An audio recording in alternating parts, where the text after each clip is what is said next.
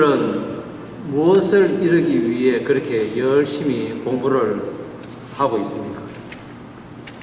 사도 바울은 가마리엘이라는 당대 큰 학자의 문화생도로서 모세율법을 암기하고 그 말씀대로 살아가려고 무지 애를 쓴 사람입니다.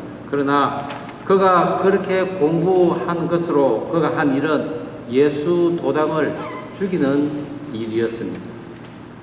그러다 예수님의 권능 앞에 꼬꾸라지고 그의 눈이 멀게 되는 경험을 통해서 참 빛이신 하나님의 아들 예수님을 진정으로 알게 되었습니다. 그리고 그의 남은 생을 예수님은 참으로 하나님의 아들이다. 그리고 그의 말씀이 이 땅에서 반드시 지켜져야 한다고 선언하며 그 말씀을 전하다가 죽어갔습니다. 예수 믿는 사람들을 핍박했지만은 그가 예수님을 만나고 고백한 것이 초등 학문에 지나지 않는 것을 위해 애를 쓴 그 모든 것을 배설물로 여긴다고 했습니다. 그리고 항상 배우나 마침내 진리에는 이르지 못하리라고 하며 거릇된 지식으로 영향을 받은 자들이 얼마나 잘못된 삶을 사는지에 대해서 사도 바울은 여러 서신들을 통해 설파했습니다. 베드로 또한 우리가 더욱 힘써 믿음의 덕의 지식의 절제의 인내의 경건의 형제 우애의 사랑을 더하라고 했습니다. 그리할 때 비효과적이고 비생산적인 일에 빠지지 않을 수 있어서 열매를 맺는 삶을 살게 될 것이라고 했습니다. 말씀을 요즘 카톡으로 전송하면서 저 또한 은혜를 많이 받고 있습니다. 여러분 카톡 요즘 열심히 보고 계십니까? 예. 빠짐없이 보고 그 말씀을 묵상하고 계신 줄 믿습니다. 아멘. 며칠 전에 제가 그 말씀을 보내는 가운데 베드로가 그 당부한 마음이 느껴지는 것입니다. 내가 죽어도 이 말이 너희에게 생각나게 하기를 간절히 바라노라. 그 베드로의 말씀이 참 제 가슴에 와 닿았습니다. 그리고 베드로가 한 말, 예수님과 내가 함께 있을 때 하늘로서 들려오는 그 음성이 교묘히 지어낸 이야기가 아니라는가. 베드로의 그 노력은 결코 헛되지 않아서 2000년이 지난 이 시점에 동방의 이 작은 나라 대한민국에서 제가 태어나지 않습니까? 그 태어난 제가 지금 그 베드로의 당부가 믿어진다는 것이 참으로 기이하고 감사했던 그런 주간이었습니다. 베드로 후서 1장 3절에도 베드로는 이렇게 이야기해요. 그의 신기한 능력으로 생명과 경건에 속한 모든 것을 우리에게 주셨으니 이는 자기의 영광과 덕으로서 우리를 부르신 이를 알므로 말미암음이라. 우리를 부르신 이를 알므로써 우리가 새 생명을 얻고 경건에 속한 그런 삶을 살게 되었다는 것입니다. 베드로가 믿음 다음에 언급한 이 덕은 어질고 너그럽다라는 의미를 가지고 있습니다. 착하고 슬기롭고 덕행이 높다는 것입니다. 베드로는 믿음이 있다면 그 다음 행보에 바로 이 덕이 있어야 그 다음 순서인 지식을 쌓을 수 있다는 것입니다. 하나님을 믿는 믿음에도 순서가 있다고 베드로는 이야기하고 있습니다. 우리가 초등학교를 졸업해야 중학교 가고 그리고 고등학교 가고 대학교를 갈 수 있듯이 이런 순서가 교육에 다 필요하다는 것입니다. 그런데 한국의 교육을 우리가 살펴볼 때 놓친 것이 있습니다. 그것은 바로 덕을 빼놓고 공부를 계속 하고 또 공부를 시킨다는 것입니다. 그러다 보니 공부는 잘 하는지는 모르지만 실제로 사회생활을 할 때 이상하게 문제들이 발생될 때는 그것에 대해서 좌절을 하고 또 그리고 분노를 하든지 아니면 핑계를 대고 그리고 불평을 한다는 그런 덕스럽지 못한 모습들을 너무나 많은 사람들이 보인다는 것입니다. 문제가 생겼을 때 우리가 보일 수 있는 것은 무엇입니까? 둘 중에 하나입니다. 첫째는 문제가 무엇인지 그 문제를 잘 파악하고 이 문제를 어떻게 돌파할 수 있는지 고심하고 방법을 찾는 부류입니다. 또 다른 부류는 문제는 있지만 그 심각성을 느끼지 못하고 그냥 살아버립니다. 어찌 되겠지? 문제가 닥쳐오면 A 될 대로 되라. 그런 모습이라는 거죠. 그런데 후자의 경우는 우리가 중년이나 노년이 되었을 때 왜 내가 그렇게 살았을까? 내가 왜 그 문제를 제대로 직면을 못했을까라고 후회해도 이미 늦은 감이 있다는 것입니다. 그래서 성경은 너희가 청년의 때에 곤고하기 전에 여호와를 찾아라고 말씀하고 있습니다. 하나님께서는 너무 늦은 때에 후회하고 회개하여 살기를 원치 않으십니다. 이럴수록 좋다는 것입니다. 요셉이 하나님의 말씀을 지키며 살다가 형들에게 미움을 받아 노예로 팔리고, 그리고 애굽에 온 이 요셉은 또한 보디발의 아내의 그 모함으로 감옥에 있어야 했습니다. 그런 어려운 삶 속에서도 믿음 위에 득스러운 모습으로 이래 살아온 그 요셉은 그날 삶을 충실하게 살았던 것입니다.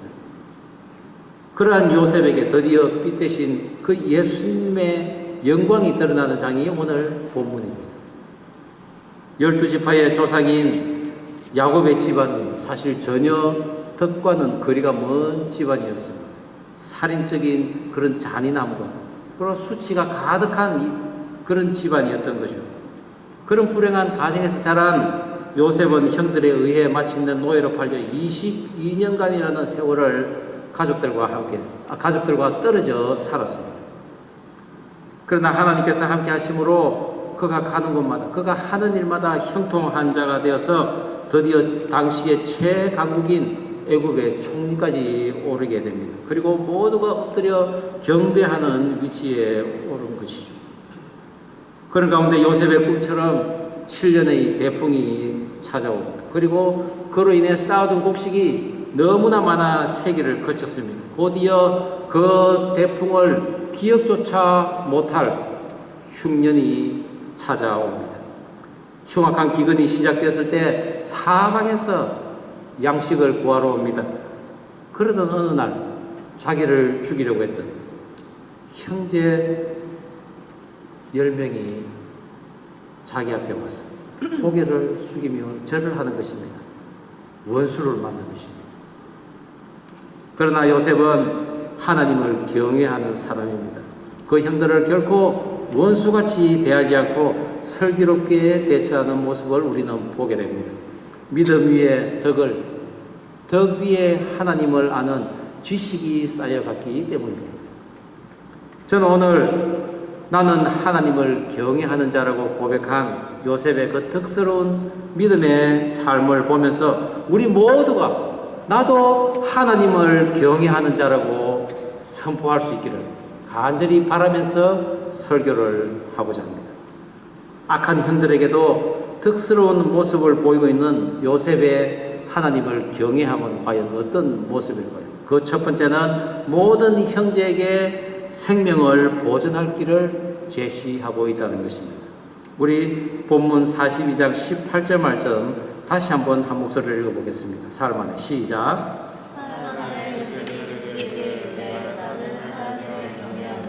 너희는 이같이 하여 생명을 보존하라. 온 세상을 깨뜨릴 만한 흉년이 다가오자 거부의 집인 야곱의 가정도 양식이 떨어지게 됩니다. 그런데도 장성한 아들들은 아무 대책을 내지 못하고 관망만 하고 있는 것입니다. 그런 아들을 보고 야곱이 심하게 책망을 합니다. 아니, 내가 듣기로는 애굽에 양식이 많다고 그러는데 너희들은 왜 가지 않고 바라만 보고만 있느냐? 장성한 아들들이 그 소식을 몰랐을까요? 요즘 젊은이들 너무나 소식이 빠르지 않습니까? 그 아들들은 애굽에 양식이 있음을 다 알고 있었습니다. 그런데 문제는 그곳이 바로 애굽이라는 사실입니다. 이전에 극심한 기근이 들 때 아브라함이 애굽으로 가고, 그리고 이삭이 애굽으로 가려다가 중간에 멈춰 섰습니다. 누구나 다 애굽으로 내려가려고 하는데 오늘 이 야곱의 가족들은 그 애굽으로 지금 가지 못하는 것입니다. 왜일까요?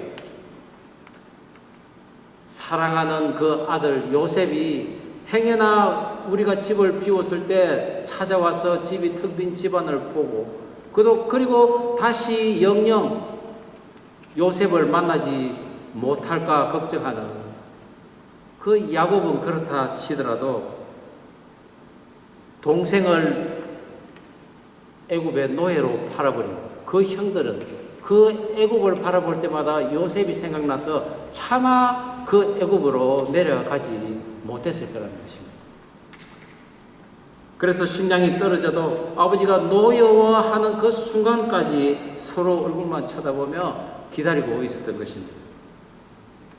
그러나 노정에 나타날 그 도적대를 대비해서 10아들을 다 보내고 있지만 요셉의 아우인 베냐민만큼은 보내지 않는 그 야곱을 우리는 보게 됩니다.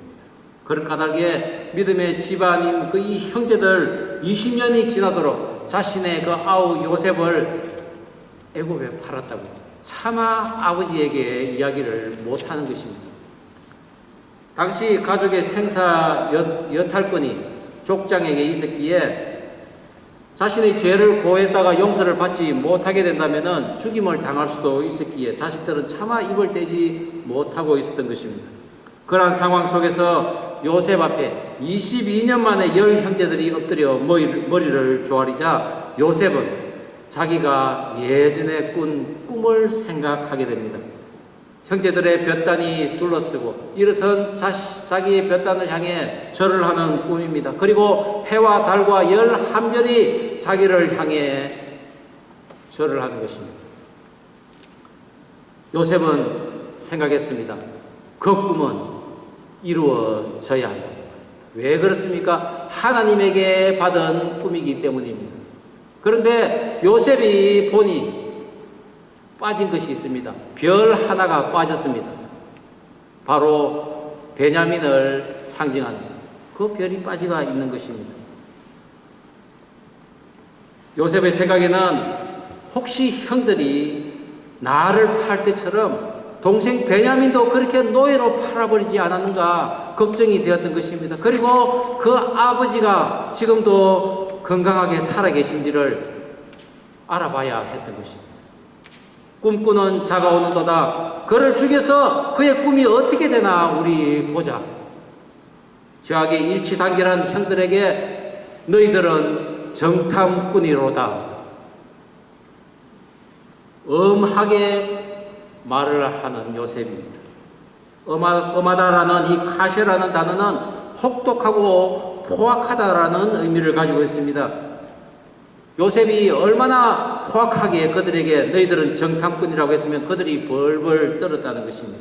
그렇습니다. 하나님의 꿈, 하나님의 큰 뜻 앞에 무릎을 꿇어야 죄인들의 죄가 보이는 것입니다. 당시 온 세상이 기근이 심한데 애굽에만 식량이 있다고 하니 주변국들의 정탐자들이 많이 왔을 것입니다.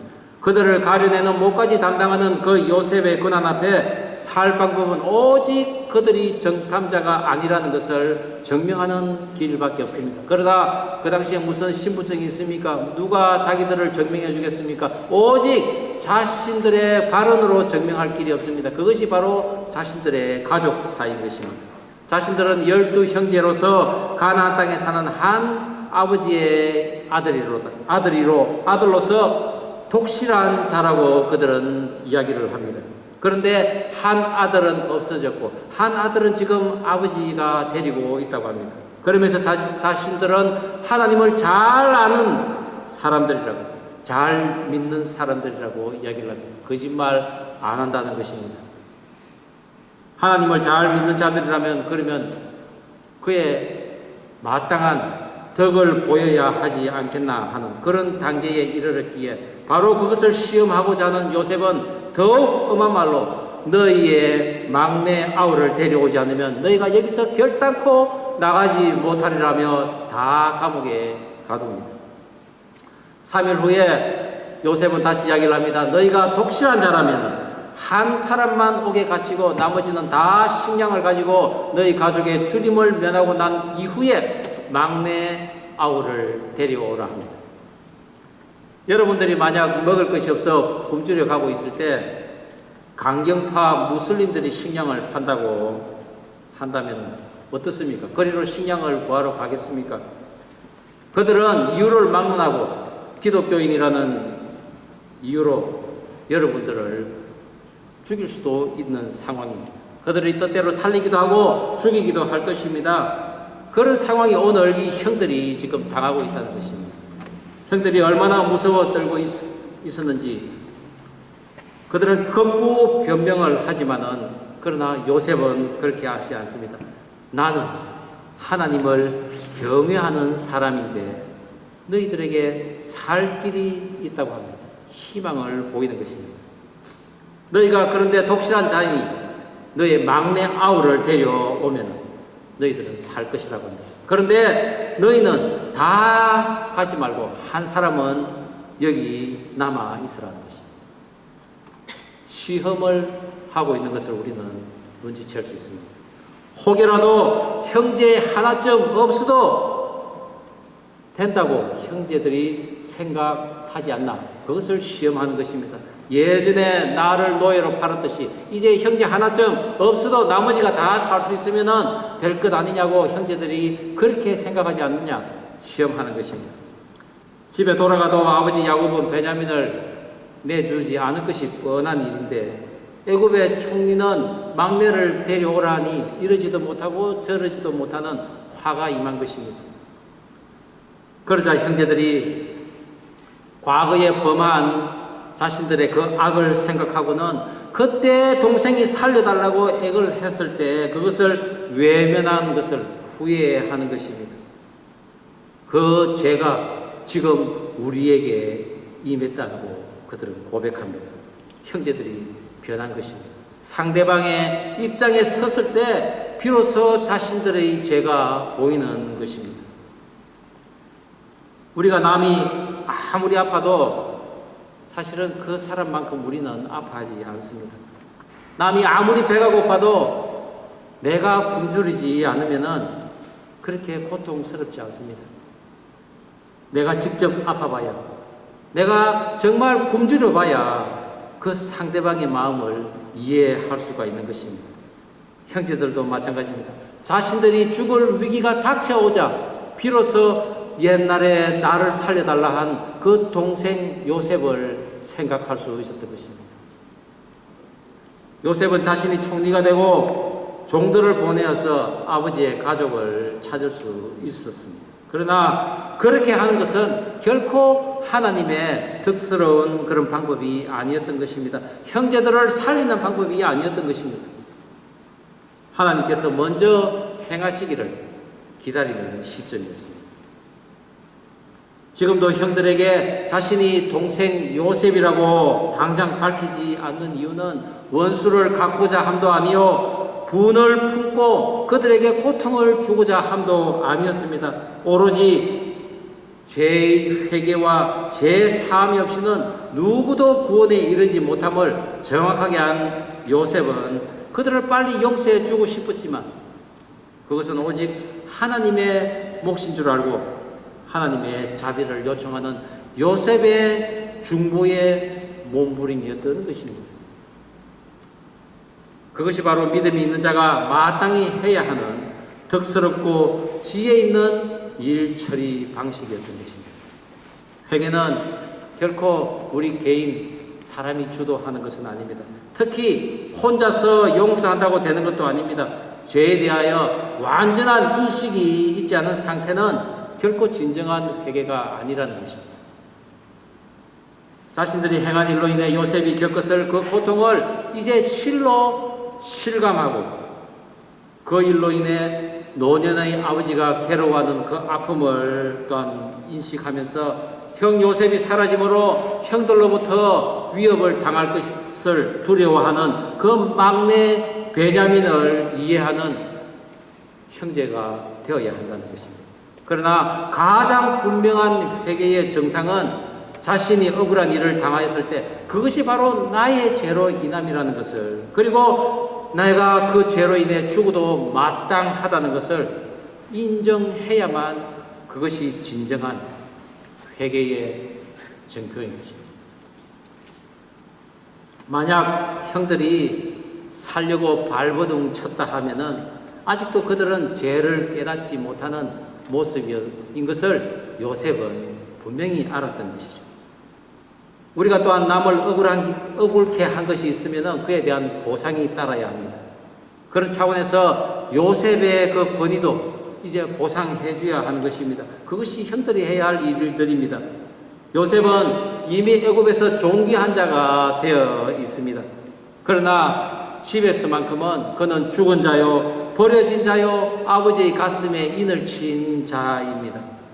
무엇보다도 10 형제들에게는 요셉으로 인해 엮인 것이 있는데 그것이 바로 그들로서는 해결할 수 없는 죄의 문제였던 것입니다. 형들의 그 진정한 회개만이 요셉의 겪었던 그 아픔을 보상할 수 있습니다. 그것을 위해 요셉은 지금 기다리고 방법을 연구하고 때를 맞추고 잘못된 계획을 수정하는 지혜로운 지식이 그 덕 위에 쌓여져 갔던 것입니다. 우리들이 하나님을 만나고 나서 지체를 섬기는 여정이 바로 이러한 모습입니다. 누가 잘못을 하더라도 강도들 같이 덤벼드는 것이 아니고 벌떼처럼 그를 쏘는 것이 아니고 하나님께서 용서하기를 정표로 받았는지 점검하고 만약 그렇지 못하다면은 죄가 깨달아질 수 있도록 기다려줘야 하는 것입니다. 성도를 섬길 때 가장 초보적인 모습이 내가 용서해주고 그리고 내 울분을 참지 못해서 서름의 눈물을 내가 흘리고 분노의 한을 품어서 나의 이 시원함을 해결하려는 그런 행위인 것입니다. 그러나 여호와를 경외하는 요셉은 믿음 위에 덕을 세워서 지혜 있게 구원으로 형들을 초청하며 영원한 생명을 살 수 있는 길로 인도하고 있는 것입니다. 저와 여러분도 믿음 위에 덕스러운 모습을 또한 쌓아가며 지혜 있게 행동하는, 그리하여 많은 생명들을 구원으로 인도하는 저와 여러분들에게는 간절히 바랍니다. 믿음을 소유한 자로 덕스러움을 이행하는 그 하나님을 경외하는 요셉의 모습 두 번째는 눈물을 흘리되 절제하는 모습을 보이고 있다는 것입니다. 우리 본문 24절 말씀 다시 한번 한 목소리로 읽어보겠습니다. 시작. 요셉이 그들을 떠나가서 울고 다시 돌아와서 그들과 말하다가 그들 중에서 시몬을 끌어내어 그들의 눈앞에서 결박하고, 형들의 죄 용서를 위해 여러모로 애쓰고 있던 그 요셉은 생사의 문제가 걸린 까닭에 너무나 두려워하며 22년 전에 그 일을 회상하는 그 형들을 보게 됩니다. 자신들이 동일한 일을 당하고서야 요셉의 그 고통을 조금 이해하게 되었고, 그리고 자신들이 죄인이라는 것을 인식하게 된 것입니다. 그때는 죽이고 싶던 그 미움이 20년이 지난 그 세월 속에서 재해석이 되고 있었지만은 그 사건은 결코 돌이킬 수 없는 사건이기에 그것을 발설하지 못하고 있었던 형들입니다. 그런데 막내를 데려오라는 그 요셉의 말에 그 요셉이 다시 생각난 것입니다. 그 요셉을 그렇게 버려버렸는데 이제 그 막내인 베냐민마저 그렇게 버려야만 될 수도 있는 그런 상황에 너무나 두려워했던 형들의 그 모습을 우리는 봐야 할 것입니다. 그런 형들은 안절부절 못합니다. 그 안절부절 하지 못하는 그 형들을 요셉은 바라보면서 차마 눈물을 참지 못하여 방으로 들어가 혼자 더 통곡을 하며 다시 나옵니다.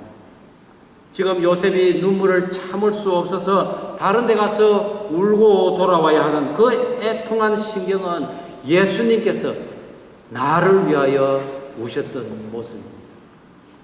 제가 예수님을 영접하고 깨달은 것이 있다면 예수님께서 나를 위해 애통해 하시며 내가 보지 못하는 곳에서 울고 계셨다는 것입니다. 그동안 너무나 많은 죄를 지었기에 가슴 아파하며 죄스러워하는 나를 보고 예수님께서 오히려 나를 위해 눈물을 흘리셨다는 것입니다. 아마도 우리들의 부모님들은 이 같은 상황을 잘 이해하실 것입니다. 왜냐하면 자식이 보지 않는 데서 끝도 없이 우셨을 우리 부모님들이기 때문입니다. 저희가 자녀를 키워보니 조금은 이해가 됩니다. 야단을 치고 나면은 내 가슴을 돌로 치듯이 그래 아파하던 우리들입니다. 혹 자식들이 잘못될까봐 노심초사하면서 기도하며 울고 그들을 생각하며 우는 그런 부모의 눈물을 과연 우리 자식들은 얼마나 어떻게 또한 생각하고 있는지 모를 일입니다. 행여나 울고 있는 그 부모를 조롱하고 멸시하고 있지는 않았는지 그런 것은 처량한 모습이라며 아예 관심을 두지 않는 그런 부류들이 있다면 그것은 패역한 부류요 너무나 어린 자들이라는 것입니다. 이 시간 나를 키워준 그리고 밤잠을 설쳤을 그 부모님을 나 때문에 아파하며 눈물 흘렸을 그 부모님을 생각하며 불쌍히 여길 수 있는 그런 은혜가 우리에게 있기를 간절히 바랍니다. 우리가 만약 그럴 수 있다면 예수님께서 나를 위해서 많은 눈물과 강구로 함께 하셨다는 것을 우리는 느낄 수 있습니다. 그것이 바로 덕스러운 지혜가 있는 하나님을 경외하는 자들의 마음인 것입니다. 요셉은 눈물을 다한 후에 다시 돌아와 마음이 흔들리기 전에 이행하려는 굳은 의지를 보이는데 둘째 형인 시몬을 감옥에 가둡니다.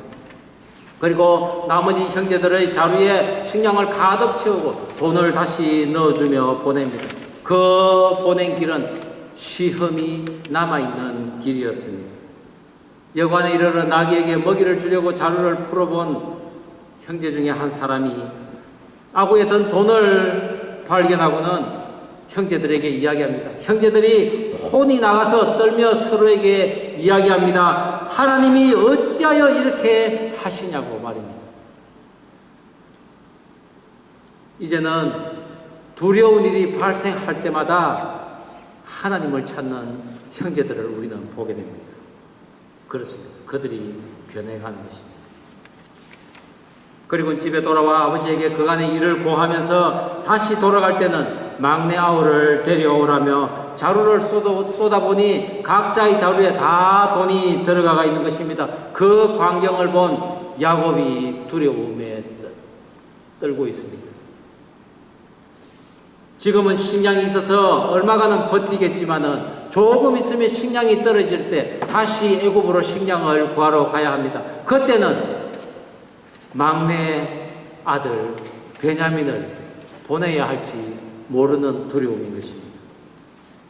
그렇게 되면 베냐민을 잃게 되고 나는 요셉을 잃을 때 죽음과 같은 그런 고통을 겪었는데 너희들이 이제 나로 하여금 다시 그 죽음과 같은 고통에 빠뜨리는구나 라고 자식들에게 이야기를 하는 것입니다.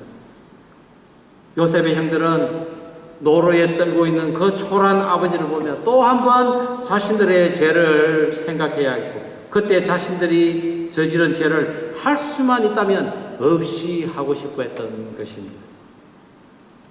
요셉의 사건으로 아버지가 고통할 때 형제들이 과연 어떻게 생각했을까요?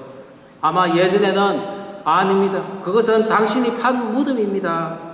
누가 부인을 여럿이 두고 그 라헬만 편해서 우리들을 그렇게 고통에 빠뜨렸습니까? 이렇게 할 수도 있었을 것입니다.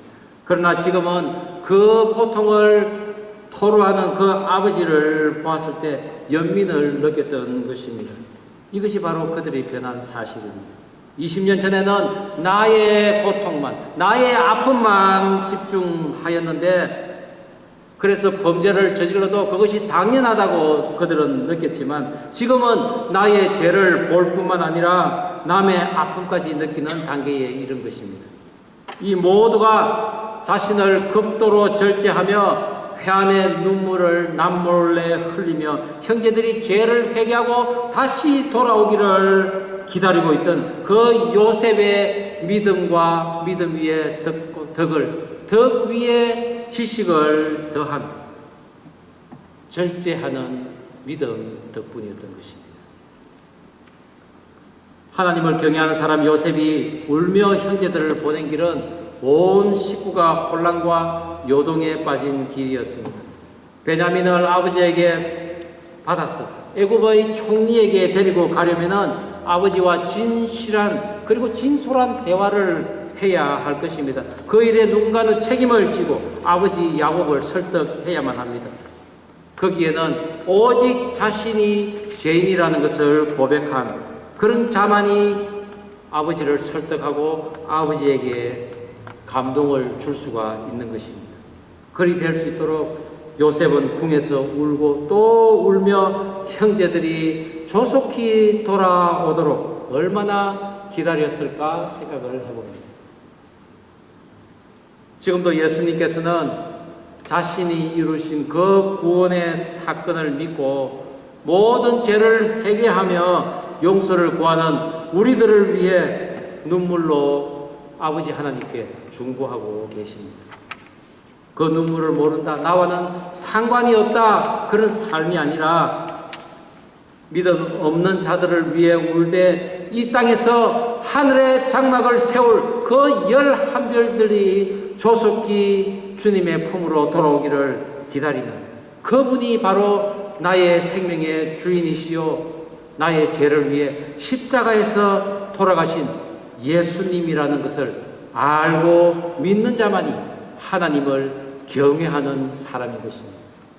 오늘 저와 여러분이 그러한 하나님을 경외하는 사람이기를 주의 이름으로 축원합니다.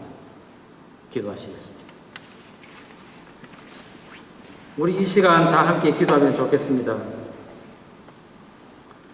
그렇습니다. 하나님을 믿는 믿음 위에 덕을 세우고 또한 그 덕 위에 지식 위에 절제를 할 수 있도록 저희들을 도와주시옵소서라고 기도하면 좋겠습니다. 세상 살아가면서 나의 지식으로 나의 능력으로 내 생각대로 행치 않도록 인도해 달라고 우리가 기도하면 좋겠습니다.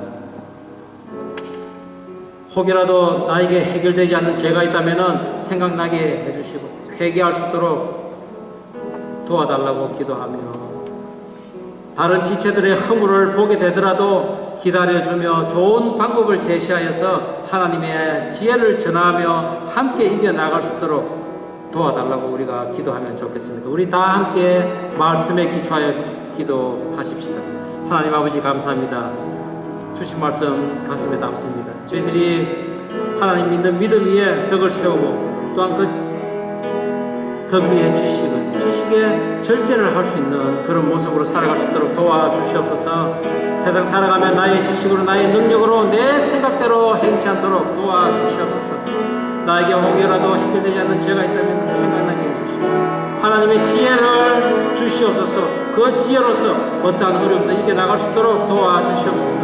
다른 지체들의 허물 그것을 흉보고 그것을 공격하는 것이 아니라 그들이 다가올 때까지 그것을 해결할 때까지 기다려주며 좋은 방법을 제시할 수 있는 하나님의 지혜를 허락하여 주시옵소서. 주님 도와주시옵소서. 하나님 아버지 귀한 말씀 받습니다. 하나님을 믿는 믿음 위에 덕을 세우고 그 위에 지식을 그 위에 절제를 할 수 있도록 도와주시옵소서. 세상 살아가면서 나의 지식으로 나의 능력으로 내 생각대로 행치 않도록 인도하여 주시옵소서. 혹이라도 나에게 해결되지 않는 죄가 있다면 생각나게 해주시고 그리하여 그 죄를 회개에 이르도록 인도하여 주옵소서. 혹 다른 지체들의 허물을 보게 되더라도 기다려주고 좋은 방법을 제시하여서 하나님의 지혜와 함께 그것을 이겨나갈 수 있도록 도와주옵소서. 우리를 위해 죽으신 주님을 더욱 알아가는 지식이 있게 하옵시고 그 주님을 경외하는 인생이 되도록 인도하여 주시옵소서. 살아계신 예수님 이름으로 기도드립니다. 아멘.